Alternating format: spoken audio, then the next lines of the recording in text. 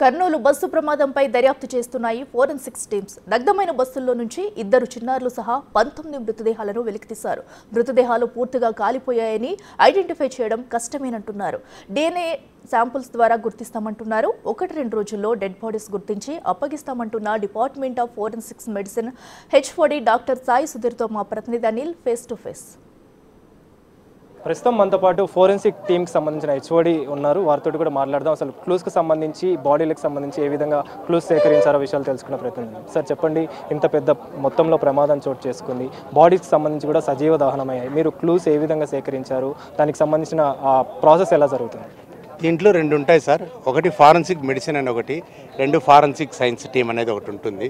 So ఈ clues అనేటివి దానికి సంబంధించిన యాక్సిడెంట్కి సంబంధించిన దాని కారణాలు, ఎక్స్ప్లోజివ్స్ ఏమి జరిగింది అనేది ఫారెన్సిక్ సైన్స్ డిపార్ట్మెంట్ వాళ్ళు మెయిన్గా వాళ్ళు చూస్తారు.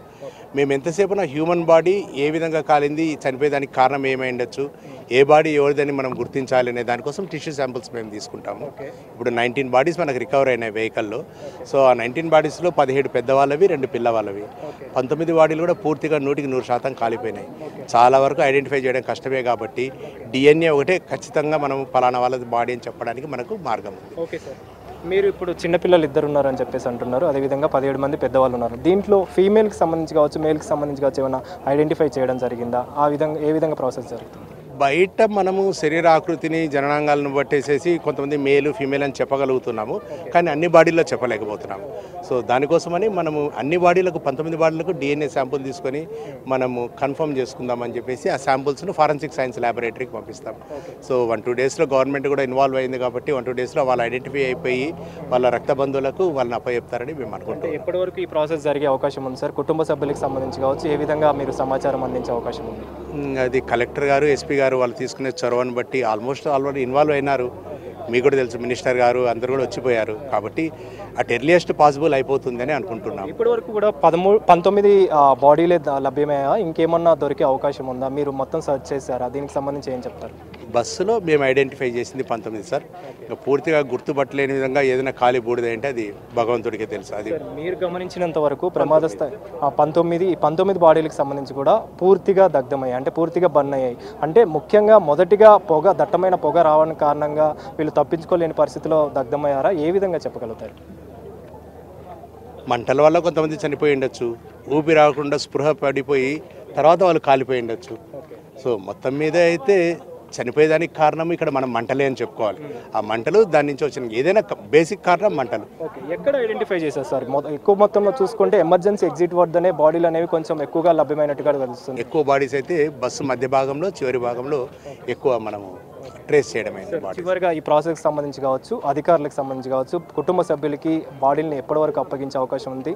మీ DNA టెస్ట్ల ప్రాసెస్ కూడా ఎప్పటివరకు జరిగే అవకాశం ఉంది? దీనికి సరైన సమాధానము ఉన్నతాధికారులు చెప్పాల్సిందే సార్.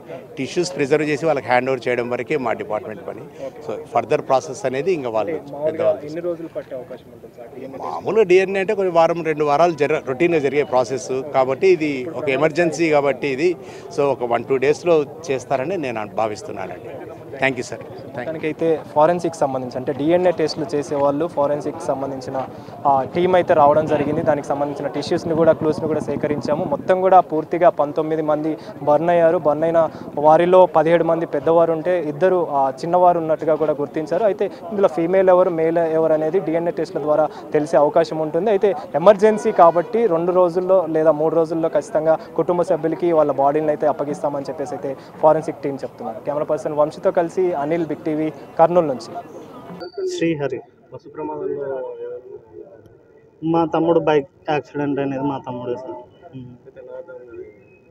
ఎప్పుడు జరిగింది అనేది కూడా తెలియదు సార్ మాకు. పొద్దున పనికి లేస్తాం మేము, 7-7:30 కల్లా అట్లా లేస్తాం. లేచి పని పోయేటోళ్ళం సార్ మేము. అప్పుడు ఆ టైంలో లేస్తే మా మామకి ఫోన్ చేసి ఇట్లా మీ పిల్లోడేనేమో చూద్దురండి, యాక్సిడెంట్ అయి పడిపోయినాడు అని క్లియర్గా ఫోటోలు వచ్చినాయి సార్. ఎవరిది తప్ప అనుకున్నాను సార్. ఎవరిది తప్పనాడ మేము చూసినామా సార్? మేము ఇద్దరం సార్. మా తమ్మునికి 21 years సార్. పెళ్ళి కాలేదు సార్. తెలియదు సార్. నిన్న నైటు పని పోయి వచ్చి ఇంట్లో క్యారియర్ ఇచ్చేసి నేను ఇట్లా పోతున్నా అనే మాటలు రోజు చెప్పేవాడు. నిన్న చెప్పాలా, ఫోన్ చేసినారు ఇంటి వాళ్ళే, 10:30 గట్ట ఫోన్ చేసినారంట. ఎక్కడున్నావు 10:30కు ఎప్పుడో సెర్చ్ చేసినారు. చేస్తే ఎక్కడున్నావు అంటే నేను ఇట్లా డోన్లో ఉన్నా వస్తున్నానులే, ఇంటికి వస్తున్నాను, వచ్చి తిని పండుకుంటాలే అన్నాడు. అది ఇన్సిడెంట్ జరిగింది. ఇలా బైక్ వచ్చింది అడ్డు, తర్వాత అది బస్ కిందకి వెళ్ళిపోయింది. అది అట్లనే లాక్కుంటూ వెళ్ళిపోయాడు. తర్వాత అది ఫ్లేమ్స్ వచ్చినాయి. తర్వాత అది బడ్స్ అంటుకుంది. నిజానికి అప్పటికి లోపలికి మొత్తం పొగ వచ్చింది. మాకేం కనిపించట్లేదు. నేను ఎమర్జెన్సీ డోర్స్ వైపుకి వెళ్ళినా, దాన్ని విరగొట్టడానికి ట్రై చేసినాం.